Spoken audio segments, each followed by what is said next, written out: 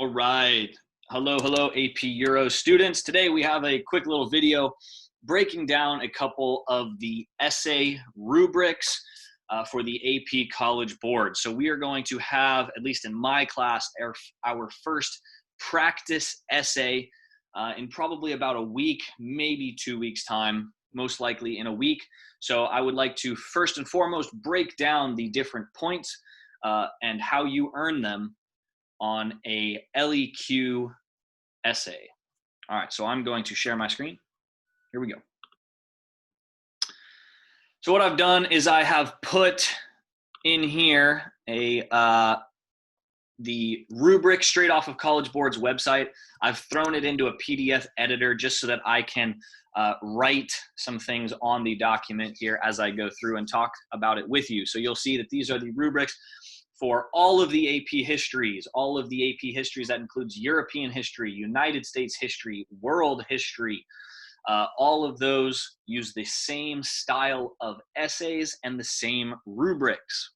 So for our AP Euro exam here, we will have 2 essays, one of which is a DBQ, which is a document-based question. Now, I'm not going to go over this rubric just yet, as we will not write a DBQ for at least a couple of months or so.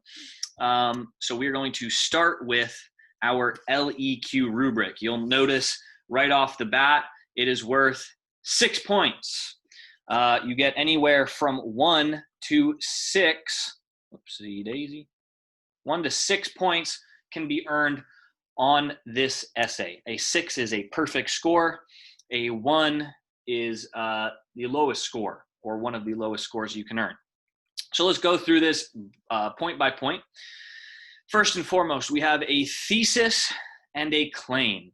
At the start of any essay, the end of your introductory paragraph, we're going to have a thesis statement. Now, what is a thesis statement? The thesis statement is your argument for this essay. The question that you will be asked will be something for you to argue. You will see prompts that ask you the extent to which something was important, and you can then go through and say that was extremely important or that was not important at all.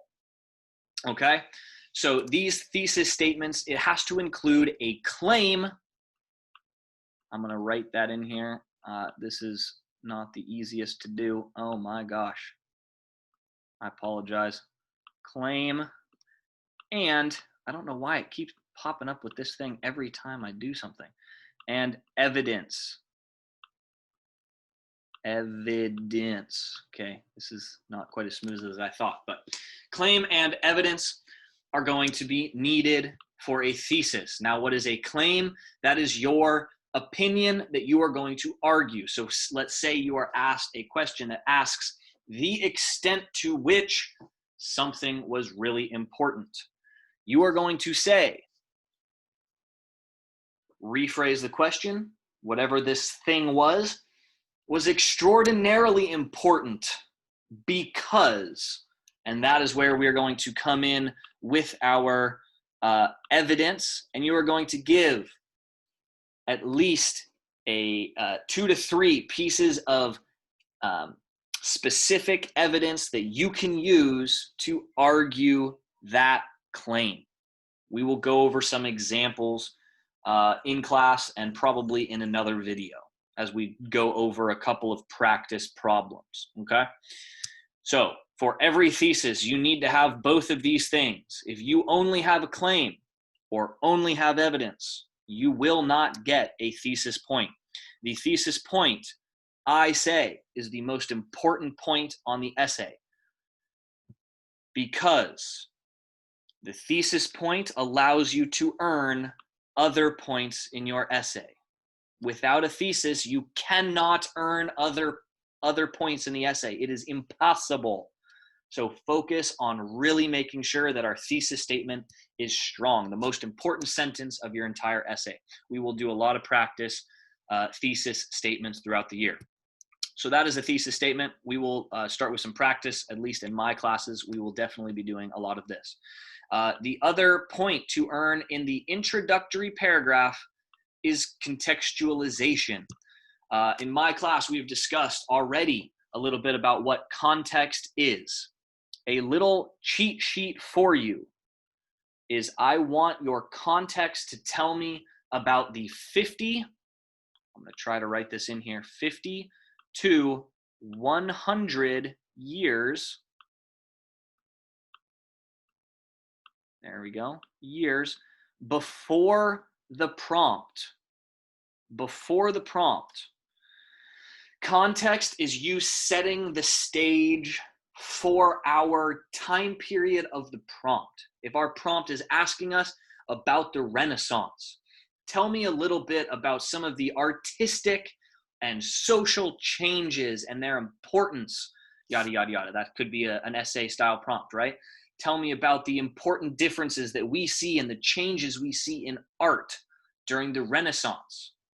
Well, in order to tell me a good full story about how that art is going to change, your context should tell me a little bit about the artwork that was going on prior to the Renaissance. That way we can kind of see a compare and contrast.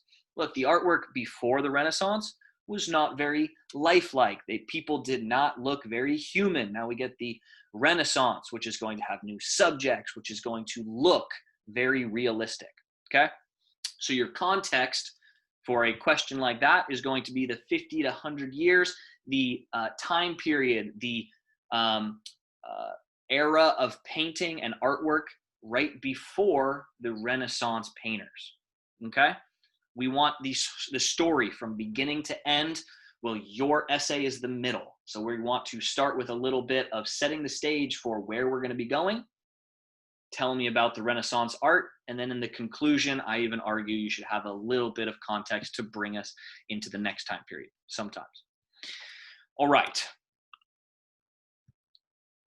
That context, great little trick of the trade. Tell me about the 50 to 100 years before. Something else actually really important to note, make sure your context is about the prompt. So if I'm asking you about art in the Renaissance, don't tell me about the, political structure or the economic crisis or the Black Death. That has nothing to do with art. Your context should set the stage for your prompt. Don't tell me about a different prompt. Cool? Now, next 2 points both come to us by way of the evidence that you give. Evidence should be something specific. Now, that does not mean you have to drop in a date, but it does mean you have to drop in a specific piece of evidence. Tell me a little bit about the change in this Renaissance art. You should be able to explain and say, well, look, Leonardo da Vinci, there's a specific name. That is a specific person. You don't just say, oh, artists at the time were doing this thing. That's not specific enough. You will not get evidence. You tell me, look, Leonardo da Vinci, he started to use mathematics in his artwork and yada, yada, which we'll talk about as we go through our Renaissance unit here. And that can be a change that shows how artwork during the Renaissance changed. So your first piece of specific evidence is Leonardo da Vinci and his artwork, okay? And how that was different. Now, that is just the first point of evidence. The first point of evidence is dropping in something specific.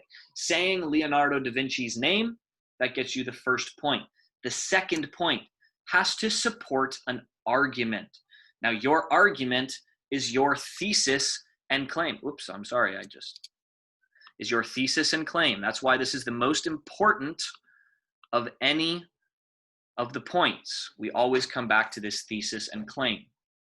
If you do not have a thesis, that means your essay does not have an argument. If you don't have an argument, then your analysis of Leonardo da Vinci's artwork will not go to support an argument because there is no argument to support. Okay? So make sure that you have your thesis done, and then make sure that you talk about Leonardo da Vinci and you're saying Renaissance art changed a lot. Let's say that was in your thesis claim. The Renaissance artwork was a drastic change from the early Middle Ages and what those people painted, right? Now we get to our evidence. We talk about Leonardo da Vinci, and you'll say his artwork is a huge drastic change from what people were painting prior to. Not only is he painting a different subject, he's not painting church-related figures. He's painting a Vitruvian man, a focus on the anatomy of a person, trying to make somebody look as realistic as possible. That is nothing that would have happened in the early Middle Ages. That was not the focus of artists during that time. That could then go to prove your argument that things changed, and you're giving me a reason why that has changed, because that would not have happened in the early Middle Ages, but that would happen in the Renaissance. Okay?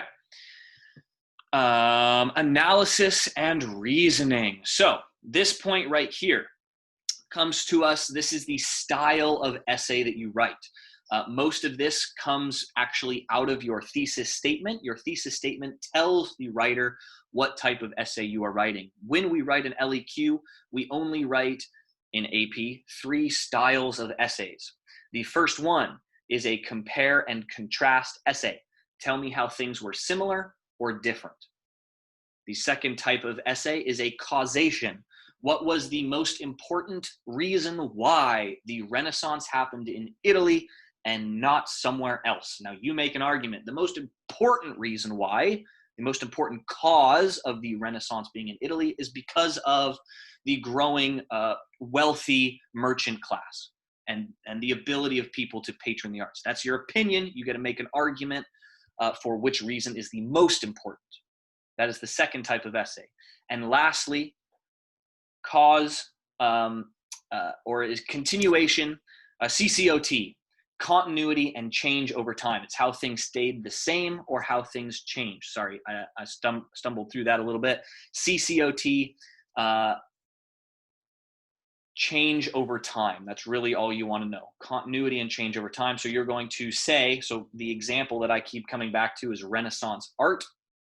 That is change or staying the same over different time periods. That would be a CCOT type of essay. So in your thesis statement for the example I keep giving you is that you would say Renaissance art changed drastically from the time period before it, which would have been the early Middle Ages or prior to the Renaissance. That is your argument that there is a big change over time. Okay? And the last point here, the sixth point, the hardest point to get, the hardest point for me to help you get as a teacher, because it all comes down to complexity. This is a little bit more subjective. Everything else, if the reader sees it in your essay, you get the point. If it's there, you get the point, right? Complexity is a little harder because complexity is something that is throughout your entire essay. As a reader is reading your essay, do you demonstrate that you understand a complex understanding of the essay?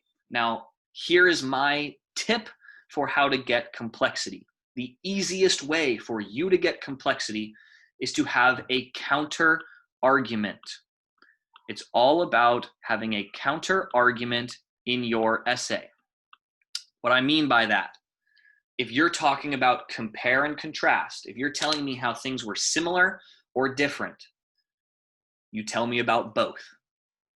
If you talk about a causation, this is the most important thing that led to the start of the Italian Renaissance. You also give me another cause that was actually just as important. If you talk about change and continuity over time, you tell me about both.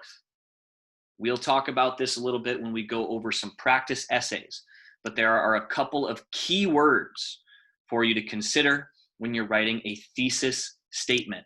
And I'm actually going to jump over to a Google Doc. I'm going to make one so I can kind of type out exactly what I mean by this for your thesis statement. Come on, computer. What I mean by this, and the key words for you to focus on are however. Okay, first and foremost, key words for thesis statements. Remember, this is all for complexity. I start by teaching complexity from day one. In my class especially, probably with your other teachers as well, we will want you to continue throughout the year to always include a counter argument. Those words are however or although. It is the same word in different parts of your thesis statement. So here is a thesis statement for that same, let's go with the same prompt that I've been talking about with the Renaissance, okay, and our art and how it changed or stayed the same. That is a CCOT style essay, change in continuity over time. And you're going to write in a thesis statement that looks something along this line.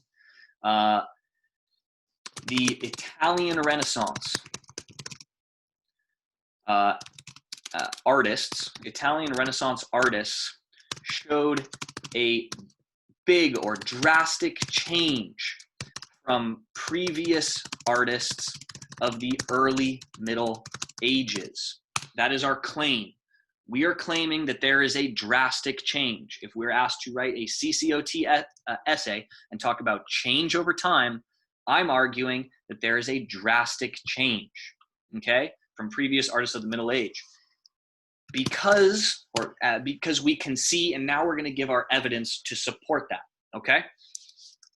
Previous artists of early Middle Ages, as seen by, because we can see,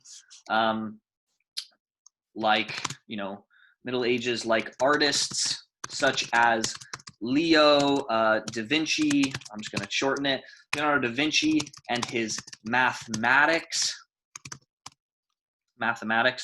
that he used, used in his mathematics used in art, and the new secular subjects of the paintings.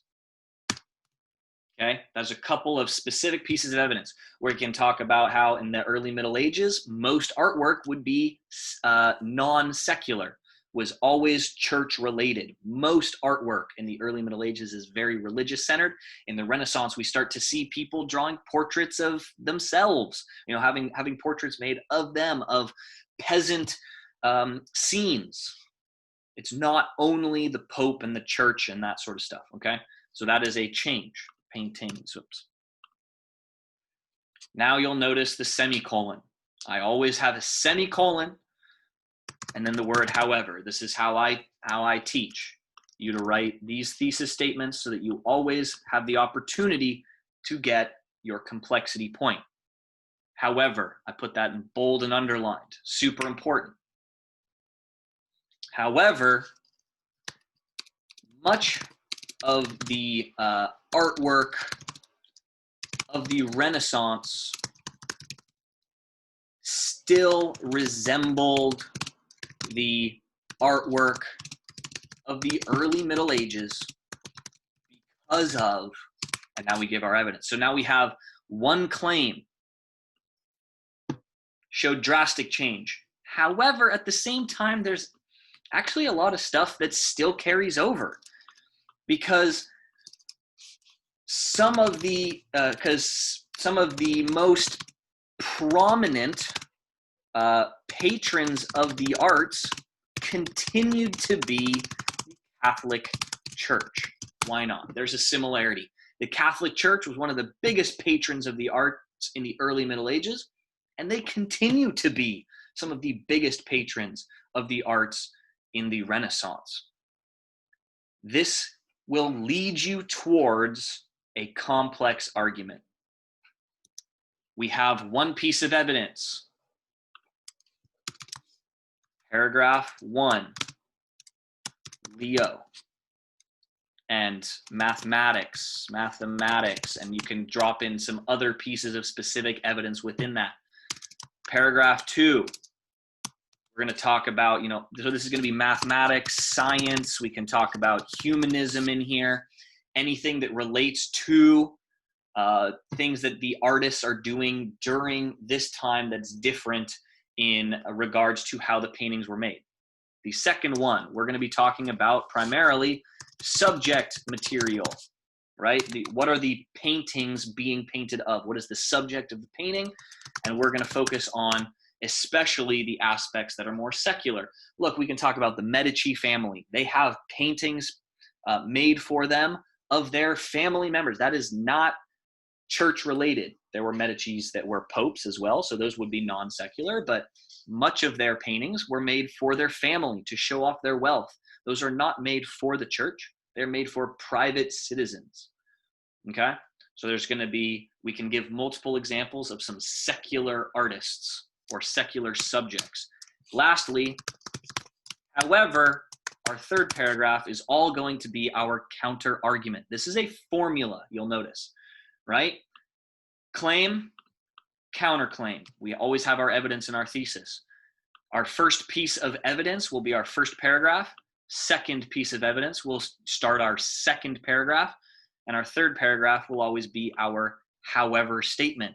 Now, this is all going to be about the power of the Catholic Church and their patroning of the arts. This shows that a complex understanding of the history, right? We're not saying that everything in history is black or white, okay? That is what they want to see. That's how you get these complex arguments. They want to know that you know both sides of the story. You're not just arguing one side of the story. In history, there's always a gray zone. There's always a middle area. And everything can be viewed on these different sides. There's always a however statement that we can include in any essay prompt that AP College Board gives us. So this is kind of a rough start. Hopefully you bared with me through this. If this is still confusing, you can watch this again. I'm going to recommend we continue to come back to this sort of thesis and writing style practice. I will be doing some practice on thesis statements with my classes in the next week or so. And we will continue to do essay practice and continue to practice coming up with good, clear evidence, good, clear claims, and always working on our counter arguments. Hopefully that makes sense with our rubrics. If you have questions, feel free to pop by anytime. That'll be where I'll end off for today. I know that's a little bit of a long video. Thank you for bearing with me. You guys are awesome. Keep it up. Ciao.